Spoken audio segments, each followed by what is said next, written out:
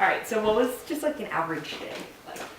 An average day, well, I took an 8 o'clock class. We had, I was very involved in music when I was there, and so we had a concert choir that met at 8 before school started, and we had about 100 and some kids, which is kind of amazing when you think about an 8 o'clock class, but we had a really terrific teacher named Dr. Wells. So we would go every morning at 8, and we would sing for an hour. And then I was also in the chamber choir, which was a selected group of like 25 children, 25 kids. So we had homeroom with Dr. Wells, and then I had my first period for the chamber choir. So for me, the first 2 or 3 hours every day was singing, which was really terrific. And then from there, I think we had 7 classes plus the lunch hour, maybe 6 classes plus the lunch hour. And we had this, I don't know if it still exists, we had a bell system. There'd be like bell 1, bell 2, bell 3. Bell 1 was a 10-minute homeroom, and Bell 3 was like a 45-minute homeroom. And I'm not quite sure why we had Bell 3, but whenever we had a 45-minute homeroom, we would use that time to do our homework and stuff like that. Throughout the day, mostly, I never ate in the cafeteria. The food was terrible. And a bunch of us would eat in the garden, which I don't think exists anymore. I think it's where they put that 2-story thing between what is now the gym and the main part of the building. And we would go out into the garden, we would bring our lunches, and we would hang out like a bunch of sort of pseudo-hippies from the 70s. So that was sort of a typical day. I mean, 3 or 4 classes in the morning, a few in the afternoon, and then we would leave. So did you have any sort of, we have a block schedule? I don't know. Well, as I say, there was this bell system. So each class was 50 minutes, except when we went on Bell 3, and then they were 45 minutes. But they were I think there were 7 periods. I think that's what it was. So wait, so do you want to talk about your music department since you were part of it? Yeah, well, I can't talk about the music department without mentioning this woman, Dr. Wells. L. Jeanette Wells was her name, and she was the most amazing person, probably one of the most amazing people in my life. She was a professor at Catholic University. She taught 5 classes at Wilson. She hopped on a bus and then went over to Catholic University and taught classes there. She was this petite woman. She probably weighed about 100 pounds, but she was an incredible inspiration. She taught us all. I already knew music because I'd studied piano, but in this concert choir, some kids took it just because they needed another class. So there were some kids there who had no interest in music at all. But in her view, A, if you were in her class, you were going to learn music, and B, she believed that everybody could learn to sight read. So at the beginning of every year, she would teach the class how to sight read, and she demanded perfection, and she demanded precision, and she introduced us to all kinds of works that we would never have done normally in a high school. She had a local composer friend, Russell Woolen, who premiered one of his pieces with us. He wanted to sort of see or hear how it sounded, so he used us as kind of the guinea pig. And it was a modern atonal piece that was incredibly difficult to sing, but we learned it, and we learned it really well. And we would do concerts 2 or 3 times a year, and the group was just amazing. And it taught me much more than just music. I mean, really honestly, it taught me discipline. It taught me the importance of hard work and also teamwork, because we really worked together. Every morning was drilling music and over and over and over, and it was just an amazing experience. I to this day, I mean, everybody who knows me is like, oh yeah, stop talking about Dr. Wells. It's like been 30 years. You got to get over it. So since you were in the 70s, what kind of things were popular at Wilson? Bell bottoms, afros, polyester, really bad clothes. I mean, really embarrassing. I'm trying to think if we had, I guess, it was sort of and maybe it's always like this with young folks, but we were sort of kind of anti-establishment. We really didn't like authority. When we were both in junior high and in high school, there was sort of a group of us that was really separate. We just didn't like doing anything that was normal or natural, and so we would hang out together, and we thought we were very cool. We didn't have a lot of dances and stuff. It wasn't, at that time, I don't think the school was very cohesive. First of all, the reality was it was fairly segregated. There were just a very small handful, relatively speaking, of white kids there and a lot of black kids. and we didn't mix that much. We had, there were a few black kids who were part of our circle, but mostly it was fairly segregated. And part of it was that a lot of kids came from all over the city, and then there were sort of neighborhood kids. And Wilson was much better than Deal, though. Deal had a lot of kids who were really angry, and there was a lot of racial tension. Wilson, by that time, I always say that, the kids who were the most angry probably dropped out by then, and so it wasn't as bad as it was in junior high. But it wasn't a warm and fuzzy kind of place. So we didn't participate in school dances. There wasn't much school spirit around the football team because they lost all the time.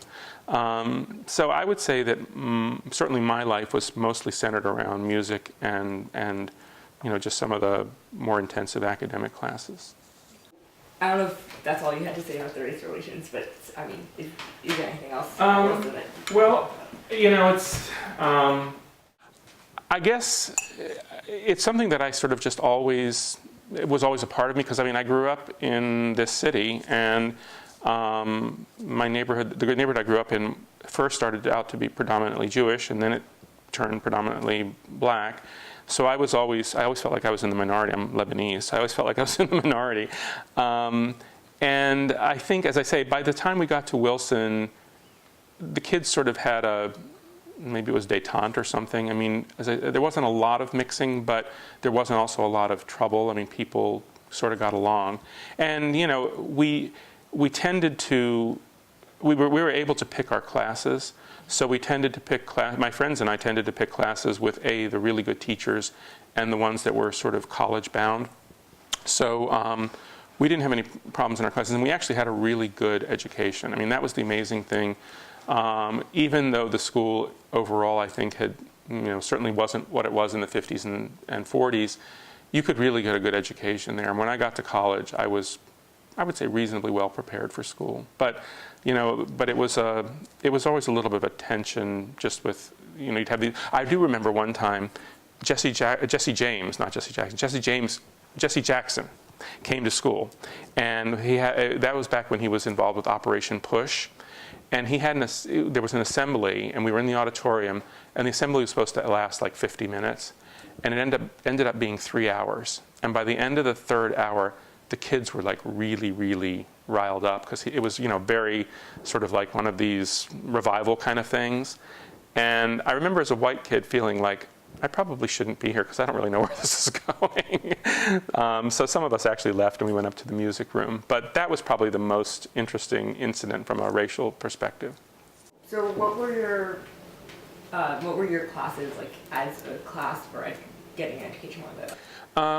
Like I said, we had some really good teachers. Dr. Wells was an amazing teacher. I had a math teacher, May Clark. She was an Asian woman, and she was just merciless with us in terms of, she really cared about us learning, but she would make fun of us and stuff. It was kind of amazing when you think about it. But she had also really high standards. And then I had another math teacher, Mr. Chapp, who was the same way. I had really bad chemistry and biology teachers. That was I might have actually gone into science had I had a better science education, but I learned nothing in biology and chemistry when I was there.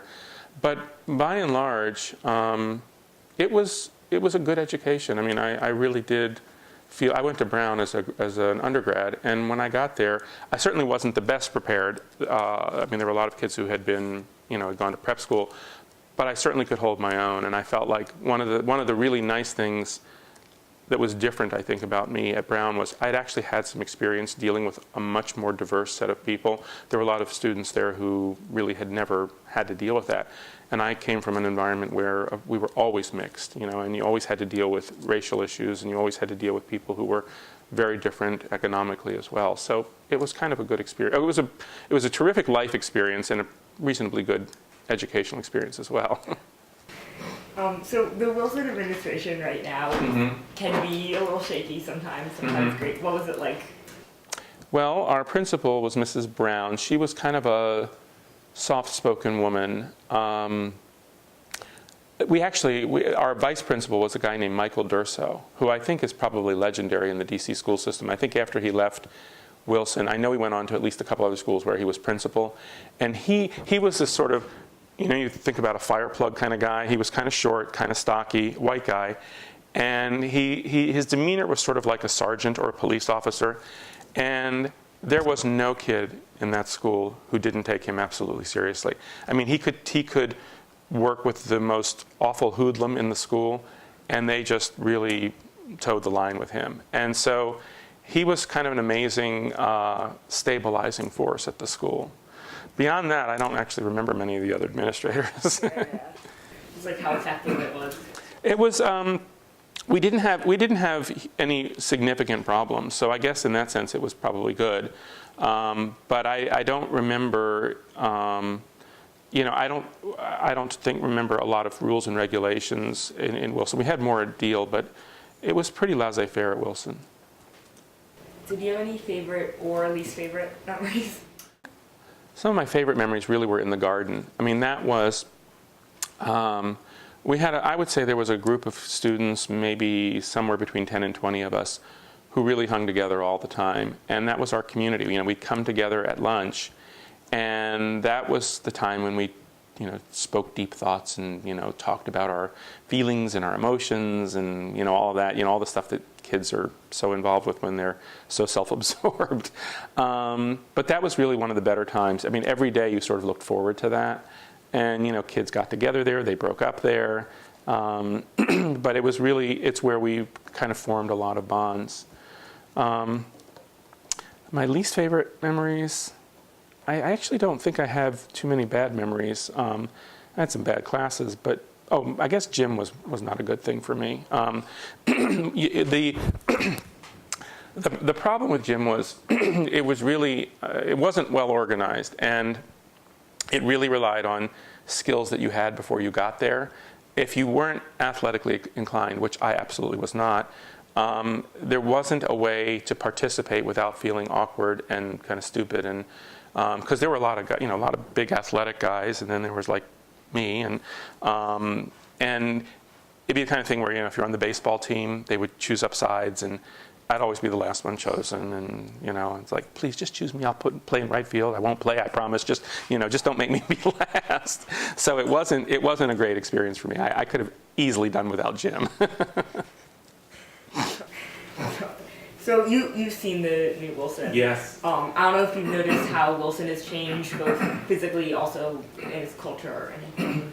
I can't speak to the culture because I've not really been a part of it. Physically, it's an incredible transformation. I mean, it's a really amazing place.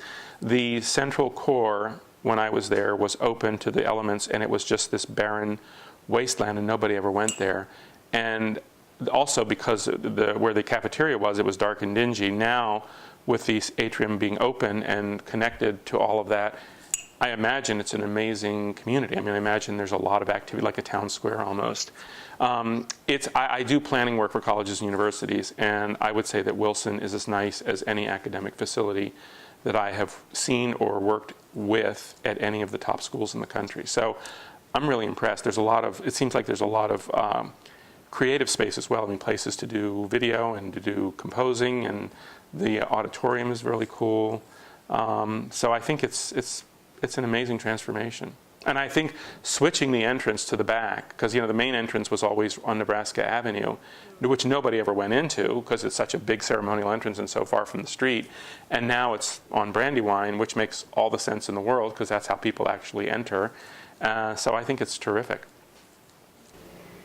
So were you or was Wilson involved with anything that was happening outside of Wilson in DC or anything that was going on in the world that was I don't recall that being the case. I mean, the kids were certainly aware. We were all really interested in politics and public events and things like that. I don't think that we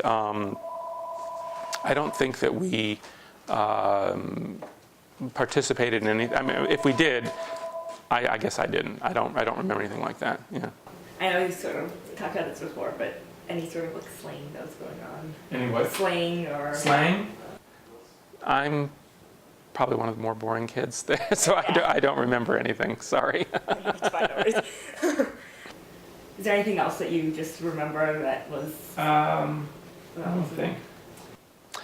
the building itself was a really, I thought even back then, was really an interesting place to go to school. You know, with the wings and everything. It was a really lovely old structure. And when you went down that wing to the music area, it was really like you were in another world. You sort of left all the other stuff behind.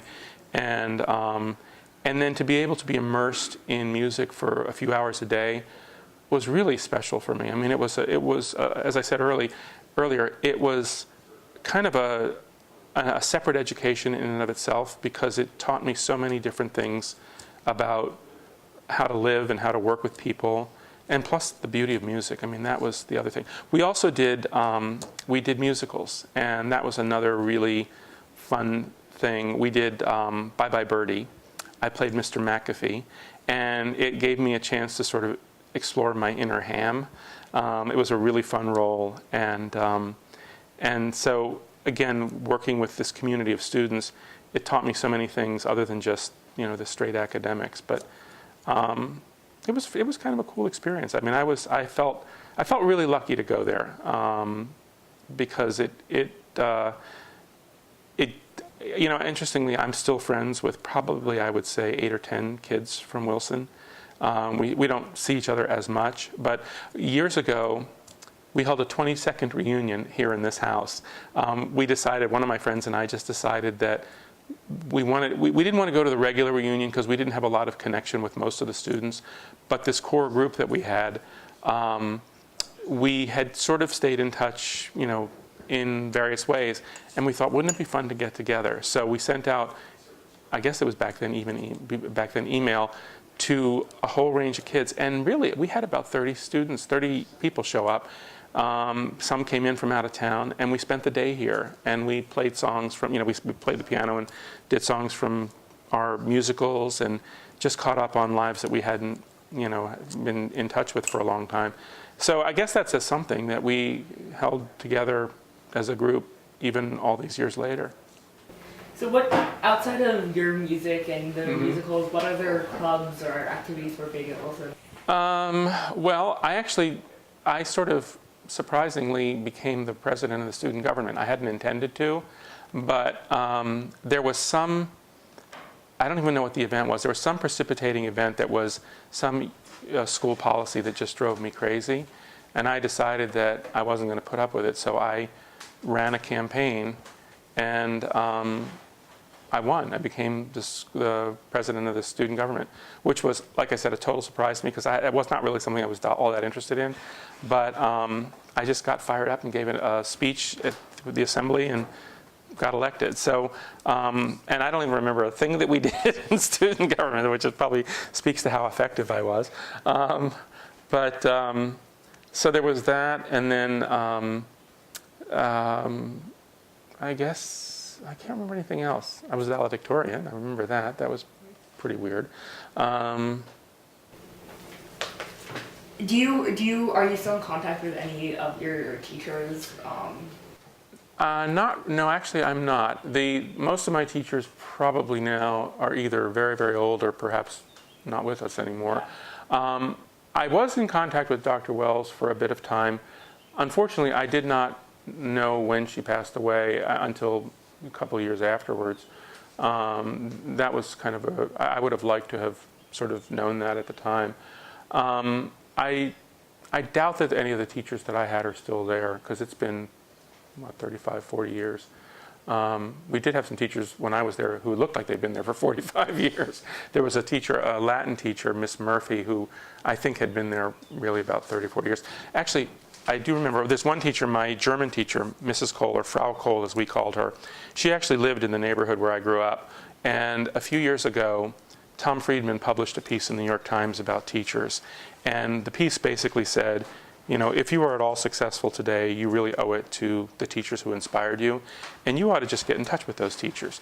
So I clipped the article, and I sent her a note with the article, because I knew where she lived, because she lived in the neighborhood where I grew up. So I sent her this article, and I sent her a little note saying that I'd really appreciate it, because she also was somebody, when I took German, I took German 1, and the first 3 weeks of class, she said to us, before I teach you German, I'm going to teach you English, because I know a lot of kids don't really learn English anymore. They don't learn English grammar. And if you don't understand English grammar, you don't have a hope of understanding German. So she spent 3 weeks teaching us English grammar, and that was really the first time that I had formally learned grammar, because I had all these weird English teachers and classes in junior high. They had these new systems where they didn't diagram sentences and they didn't do anything like that. And so I'd never really learned grammar formally. So she taught us grammar, then she taught us German, and I learned German really well. So I thought, again, it's just one of these cases where you learn discipline, you learn precision, and German's a very precise language anyway. So I felt like she had really made another difference in my life. So anyway, I wrote to her, and she wrote back, and then I called her and I said, I'd like to take you to lunch. So one day we went out to lunch, and we caught up, and it was really nice. It was really lovely, and she'd remembered me, and we had a very nice time. So you're just talking about the English grammar. Is that how it was taught in high school? What was that like? We had English composition in junior high, and I remember that they had come up with this new system where you had like 8 cases or 8 modules or whatever, and through those 8 you were supposed to learn everything you needed to know about grammar. Well, I learned nothing. I mean, I couldn't diagram a sentence to save my life. I still can't really diagram a sentence. But I remember there's also this book called Warner's English, and I had gotten that book, so I was reading that even during the class. So I knew what I wasn't learning. I knew that I wasn't learning what I should be learning. And so I honestly think I learned English grammar just by reading and having an intuitive sense of it. I never learned it formally. The only formal education I had in English was in my German class. What does that say about your school? Okay, all right. So is there anything else that you want to say about Wilson that you remember at all? It was a terrific place. Warren Buffett went there, and John Warner, the senator, went there. I mean, we have a sort of a rich history, and I'm actually very proud that I went there, and it's terrific that it's still turning out good students. So there you go. All right, thanks so much.